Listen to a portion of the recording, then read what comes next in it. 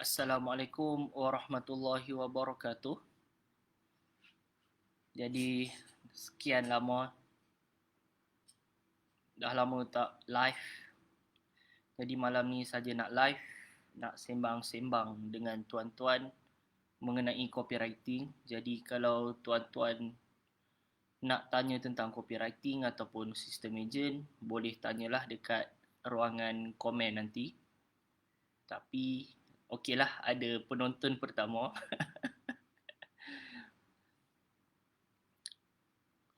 Jadi dalam sembang-sembang ni, saya tak ada banyak nak sembang. Saya just nak sembang tentang copywriting.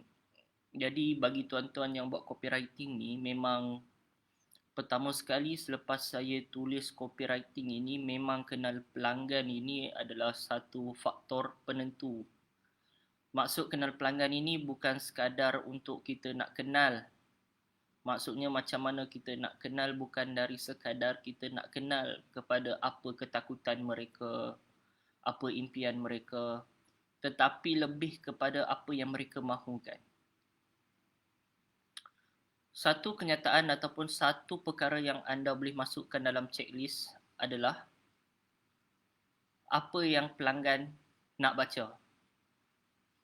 Jadi kita tulis apa yang pelanggan nak baca.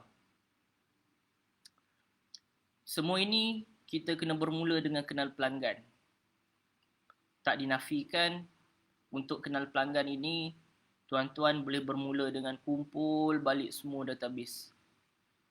Dengan kumpul database tuan-tuan, saya nampak tuan-tuan boleh buat survey.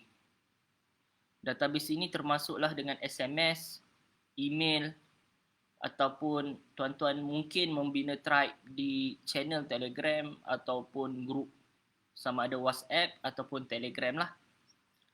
Kemudian kita buat survey. Survey ni basically kita tanya beberapa soalan sahaja. Ada 3 soalan yang penting sebenarnya. Yang pertama sekali adalah apa masalah yang mereka nak selesaikan sekarang ataupun secepat mungkin. Sebab kalau boleh, dalam penulisan ataupun copywriting yang kita nak nyatakan itu, kita nak tulis terus apa yang mereka nak selesaikan sekarang ataupun apa yang mereka nak selesaikan dengan segera. Itu yang pertama. Yang kedua adalah apa pertimbangan mereka untuk cuba produk ataupun servis. Sebagai contoh, mungkin mereka nak mempertimbangkan dari sudut harga ataupun dari sudut credibility produk tersebut, sama ada dari segi KKM, halal, ataupun mereka memerlukan sedikit endorsement seperti kajian ataupun research yang dijalankan sama ada oleh universiti ataupun SIRIM ataupun badan-badan kerajaan. Itu soalan yang kedua yang tuan-tuan perlu ambil tahu dan tuan-tuan nak kena ambil kira. Dan yang terakhir sekali adalah apa rejection yang menghalang mereka daripada nak beli sesuatu produk itu. Dengan menjawab ketiga-tiga soalan ini, tuan-tuan dah boleh menulis perkara-perkara yang mereka nak baca. Misalnya daripada soalan yang pertama tadi, tuan-tuan sudah tahu dah apa masalah yang mereka cuba nak selesaikan sekarang ataupun apa yang mereka nak selesaikan dengan kadar yang segera. Dengan menjawab soalan yang nombor 2, tuan-tuan boleh tambah sebagai penguat dalam copywriting tuan-tuan dan puan-puan. Kalau kebanyakannya menjawab pertimbangannya adalah dari sudut mudah guna, masukkan perkataan mudah guna. Kalau dari sudut pertimbangannya adalah harga, masukkan harga yang berpatutan. Bagaimana kalau harga tuan dan puan itu agak mahal? Kebiasaannya kita akan mewaraskan balik harga itu dengan memberitahu nilai. Sama ada produk ini diekspor ataupun produk ini telah melalui uji kaji ataupun produk ini telah menggunakan teknologi apa-apa. supaya mereka merasakan padan dengan harga yang dibayar. Harga ialah apa yang pelanggan bayar, nilai adalah apa yang pelanggan dapat. Jadi itu adalah antara kata penguat dengan menjawab soalan nombor 2 tadi. Nombor 3 pula adalah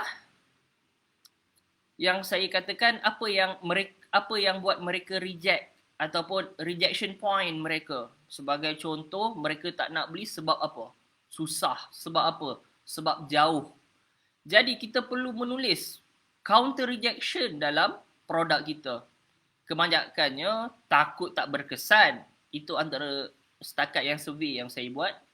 Mereka masih ragu-ragu, mereka takut, sama ada takut tak berkesan ataupun takut kena tipu barang tak sampai. Itu adalah antara rejection point yang banyak dapat. Namun perkara ini akan berbeza apabila tuan-puan melakukan survey kepada pelanggan tuan-puan.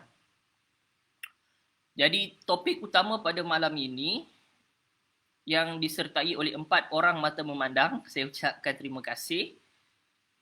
Poin sebenar yang saya nak cakap adalah dalam copywriting kita tulis apa yang pelanggan nak baca. Kalau kita tulis perkara yang kita nak tulis, dia akan jadi copywriting yang short sendiri. Bagaimana kalau tiada pelanggan? Tuan-tuan boleh buat survey umum. Yang dimaksudkan dengan survey umum ini adalah hanya buat open market kepada target market. Maksudnya kalau target market tuan-puan adalah ibu bapa, maksudnya buat survey khas untuk ibu bapa. Mungkin boleh berikan sedikit insentif seperti kupon, free gift ataupun apa-apa sahaja.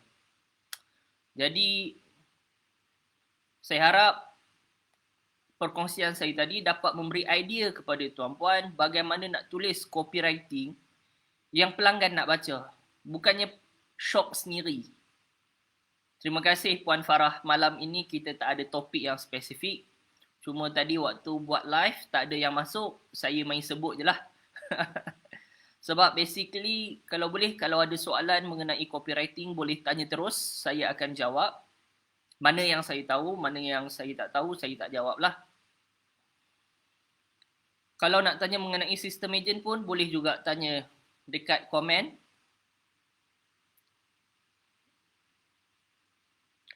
Terima kasih dah ada mula yang masuk. Saya ulang balik. Topik yang saya kongsikan adalah menulis copywriting yang pelanggan nak baca.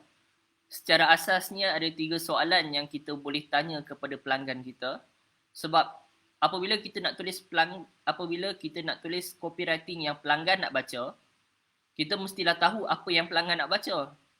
Salah satu caranya adalah kita blast survey dekat database kita.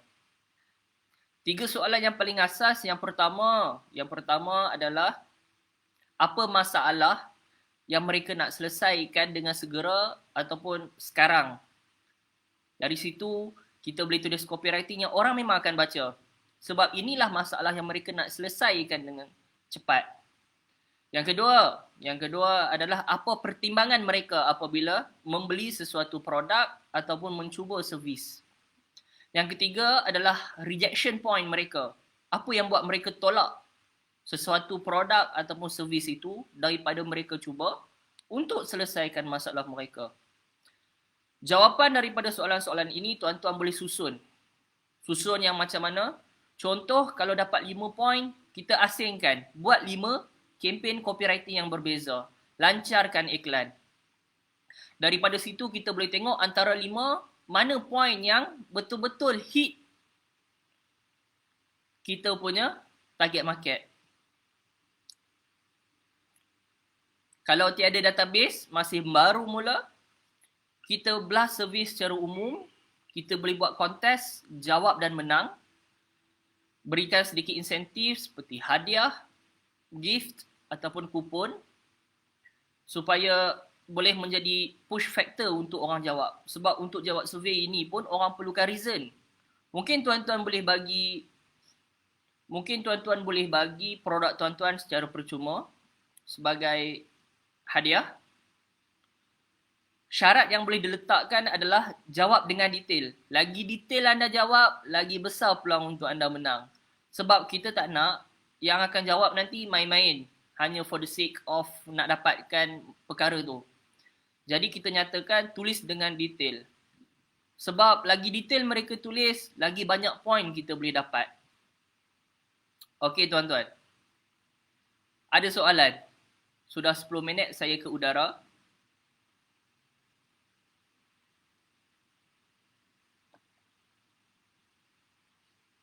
Betul tu Tuan Afdal. Ada 5 kita asingkan 5. Sebab prinsip copywriting ini dia semacam kita nak menembak. Soalannya adalah bolehkah dengan satu peluru kena pada 5 target? Kena pada 10 target? Kalau jawab soalan itu boleh tahu mustahil. Satu peluru, satu musuh. Satu anak panah, satu musuh. Sama juga dengan copywriting. Satu copywriting, satu target market, satu masalah. Satu point. Baik, ada soalan lain? Sebelum saya tamatkan sesi FB Live pada malam ini.